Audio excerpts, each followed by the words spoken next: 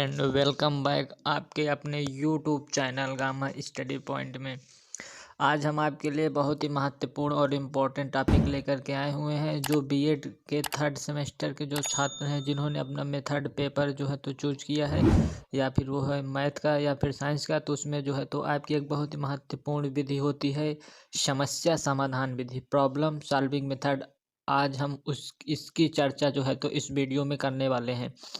इससे पहले यदि आप जो है तो चैनल पर पहली बार आए हो तो सब्सक्राइब करिए, और जो है तो अपने सभी मित्रों के साथ जो है तो वीडियो को शेयर करिए, लाइक और कमेंट करके आप हमारा मनोबल भी बढ़ाइए। तो चलिए सबसे पहले शुरू करते हैं हम समस्या समाधान विधि। और यदि आपको जो है तो इस वीडियो की तथा जो है तो पीडीएफ से जो है तो आपको चाहिए, तो आप हमारे टेलीग्राम चैनल को जो है तो ज्वाइन करिए, जिसका लिंक हमने आपको डिस्क्रिप्शन में दे रखा है, जिससे वहाँ पर सभी प्रकार के नोट्स एवं जो है तो पीडीएफ वहाँ पर प्रोवाइड किए जाते हैं फ्री ऑफ कॉस्ट आपको। तो चलिए शुरू करते हैं हम समस्या समाधान विधि, प्रॉब्लम सॉल्विंग मेथड। उसी को हम आज जानेंगे। इस विधि में अध्यापक सबसे पहले कक्ष में बालकों के सामने जो है तो एक समस्या समाधान के लिए रखता है। अर्थात अध्यापक क्या करता है इस विधि में, सबसे पहले कक्ष में बालकों की समस्या रखता है।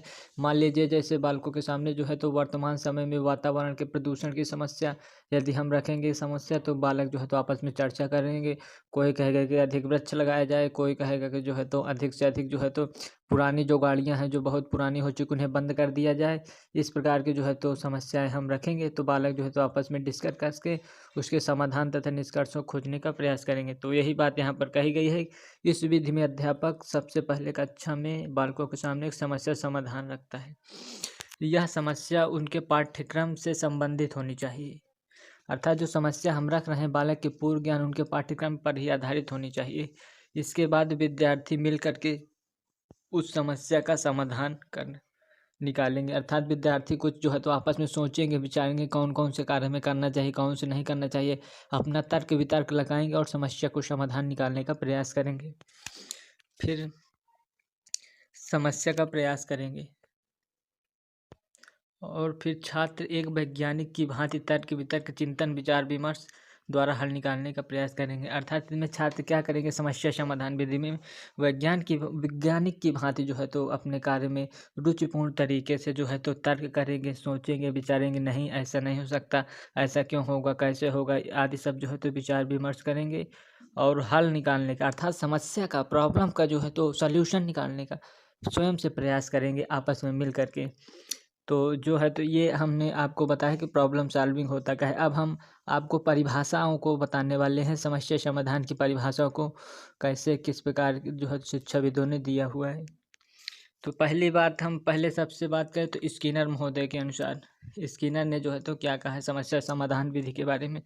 समस्या समाधान एक ऐसी रूपरेखा है, अर्थात इसमें ऐसे हम क्रियाओं को जो है तो रेखांकित अर्थ फिर नियोजन करते हैं, जिससे सृजनात्मक और चिंतन तर्क होता है। अर्थात इसमें बालक जो है सृजनात्मकता होती है। जब आप कोई नई समस्या का समाधान किसी दूसरे अथवा नए तरीके से करते हैं, तो ही आपका सृजनात्मक हो जाएगा, और चिंतन तर्क करते हैं, सोच विचार जो है तो करते हैं। ये परिभाषा आपको जो है तो स्किनर महोदय ने दी हुई है समस्या समाधान की। अब हम अगली परिभाषा को देखेंगे। तो अगली परिभाषा आपकी गेट्स एवं अन्य के अनुसार हो जाएगी। तो गेट्स एवं अन्य के अनुसार जो है तो गेट्स महोदय के शब्दों में समस्या समाधान की परिभाषा हम जानेंगे। समस्या समाधान शिक्षण का एक ऐसा रूप है, अर्थात इन्होंने बताया जो समस्या है, जो समाधान प्रणाली है, शिक्षण का एक ऐसा रूप है। अर्थात जो हम शिक्षण करते हैं उसी का एक जो है तो हमारे सामने जो है तो रूप ही है। जो हम शिक्षण कार्य करते हैं, समस्या समाधान उसी का रूप है, जिसमें उचित स्तर तक की खोज। अर्थात इसमें एक निश्चित स्तर तक, ऐसा नहीं कि बालक मान लीजिए छोटे बालक हैं तो उन्हें जो है तो और अधिक स्तर का जो है तो आप दे देंगे खोज विचार करने के लिए, समस्या समाधान करने के लिए।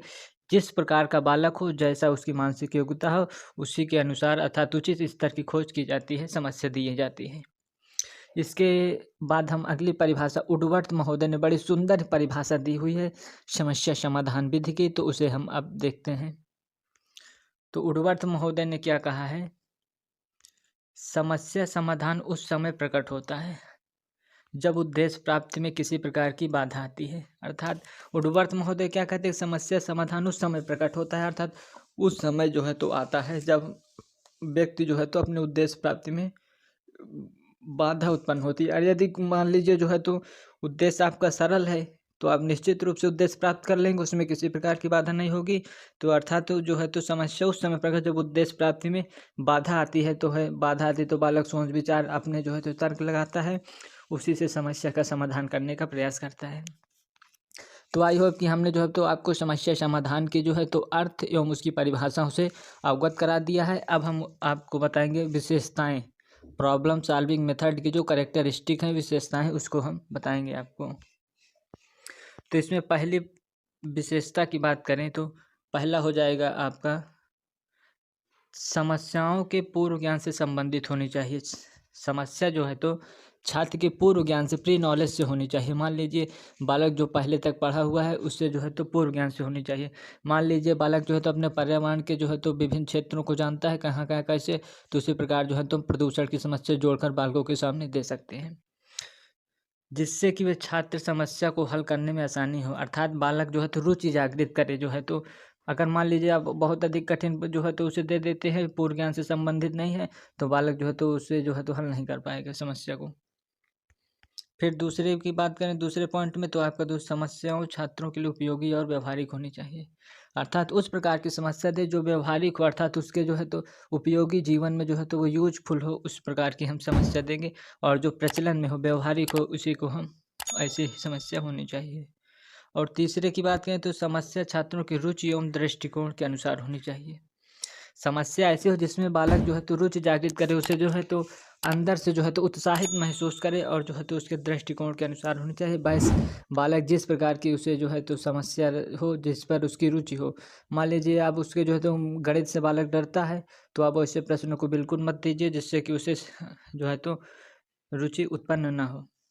और फिर इसके बाद जो है तो अगले में हो जाएगा, फोर्थ में आपका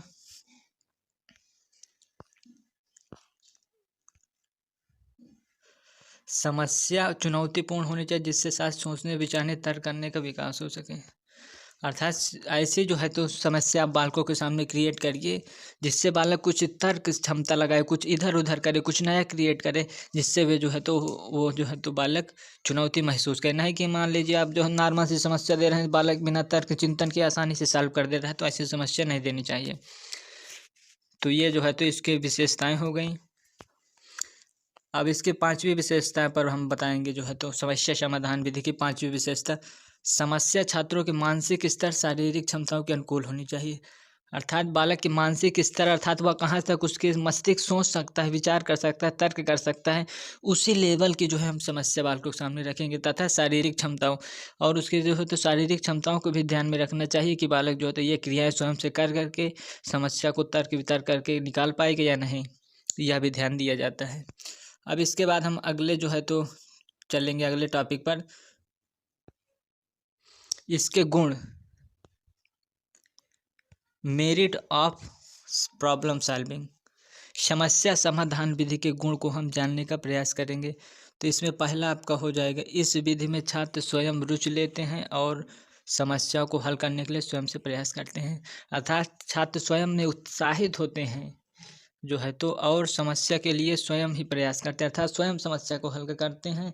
मिल करके छात्र आपस में एक दूसरे के जो तो ऐसे नहीं होना चाहिए, ऐसे होना चाहिए, तर्क विचार करते हैं, और जो है तो स्वयं समस्या को हल करने का प्रयास करते हैं। और दूसरा पॉइंट में आपका हो जाएगा, इस विधि में कार्य की क्षमता बढ़ती है। अर्थात निश्चित सी बात है, जब बालक जो है किसी समस्या को हल करेंगे तो तुम उत्साह जागृत होगा, तो जो है निश्चित रूप से उनकी क्षमता बढ़ेगी। कोई दूसरी जो है तो समस्या को हल करने का प्रयास करेंगे इससे और जो है तो कठिन लेवल की, तो उनकी क्षमता जो है तो वृद्धि होती जाएगी इस तरह से। और तीसरे नंबर पर हो जाएगा, छात्र विधि करके जो है तो सीखने पर आधारित होती है। अर्थात यह विधि जो है तो लर्निंग बाय डूइंग, करके जो है तो छात्र स्वयं से सक्रिय रहकर सीखता है, इसलिए जो यह करके आधारित सिद्धांत पर आधारित होती है।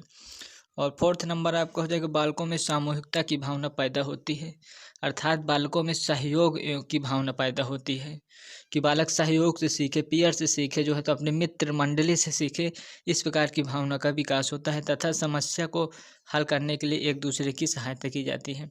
अर्थात सभी जो है तो उसके मित्र हैं, सब मिल करके जो है तो एकजुट होकर के किसी समस्या को जो है तो सॉल्व करेंगे तो निश्चित रूप से वे आसानी से सॉल्व कर लेंगे। तो ये जो है तो हमने आपको बहुत ही आसान शब्दों में बताया जो है तो इसके गुण, समस्या समाधान विधि के गुण जो आपको समझ में आएगा। इसके बाद हम अब जो है तो अगले पर चलेंगे तो दोष, डिमेरिट। इस विधि के जो है तो अवगुण क्या है, दोष क्या है समस्या समाधान विधि के, उसे हम जान लेंगे। तो इसमें पहला पॉइंट आपका हो जाएगा, यह विधि छोटी कक्षाओं के लिए ही उपयुक्त नहीं है। अर्थात जो समस्या समाधान विधि है यह छोटी कक्षाओं के लिए उपयुक्त नहीं है। इसलिए उपयुक्त नहीं क्योंकि छोटे बच्चे होते हैं, यदि उन्हें समस्या देंगे तो वे न तो उसके बारे में उन्हें पूर्व ज्ञान होगा, न उनमें रुचि रखेंगे, न तो उनकी अभी इतनी मानसिक परिपक्वता है कि वे तर्क विचार आदि चीज़ों को करके जो है समस्या को सॉल्व करेंगे। और इसमें दूसरे में हो जाएगा, दूसरा पॉइंट अवगुण में या दोष में, इस विधि में समय एवं शक्ति अधिक लगती है। अर्थात इस विधि में समय और शक्ति अधिक लगती है। मान लीजिए बालक को कोई समस्या दी गई है, वो जो है तो काफ़ी समय ले रहा, असफल हो रहा है समस्या को सॉल्व करने में, और जो है तो फिर अगर जो है तो समय अधिक लग रहा है, असफल हो रहा है, तो शक्ति भी उसकी व्यय होगी, जो क्रियाएं चिंतन जो है तर्क किया वो भी उसका व्यर्थ हो जाएगा। तो समय और शक्ति अधिक लगती है। और तीसरा नंबर हो जाएगा आपका, इस विधि में बालकों को जो है तो अधिक विचार तर्क तथा अधिक कार्य करना पड़ता है। अधिक विचार करना पड़ता है अर्थात कोई जो है तो नई नई चीज़ सोचना पड़ती है कि ऐसा क्यों हुआ, क्यों, क्या कारण हो सकते हैं। तर्क भी करता है बालक, अपनी तर्क क्षमता का प्रयोग और अधिक कार्य करना पड़ता है, तभी जाते बालक समस्या का समाधान कर पाता है। तो आज के वीडियो में हमने जो है तो समस्या समाधान विधि, जो कि बहुत इम्पोर्टेंट है आपके जो है तो बीएड के में थर्ड पेपर में तथा डीएलएड के छात्रों के लिए। इसके साथ साथ इतना ही नहीं, जो बीएड डीएलएड और इसके साथ साथ टेट और सुपर टेट सीटेट में भी यह निश्चित रूप से 1 या 2 नंबर का जो है टॉपिक पूछा जाता है। तो आज के वीडियो में हमने जो है तो इसे समझाने का प्रयास किया है। यदि वीडियो आपको अच्छी लगती है, इन्फॉर्मेटिव लगती है, तो अपने सभी जो है तो मित्रों तथा दोस्तों के साथ शेयर करिए। और इसके बाद जो है तो आप यदि इसकी पीडीएफ चाहते तो आप हमारे टेलीग्राम चैनल को ज्वाइन करिए, जो कि गामा स्टडी पॉइंट के नाम से है, जिसका लिंक हमने आपको डिस्क्रिप्शन में दे रखा है।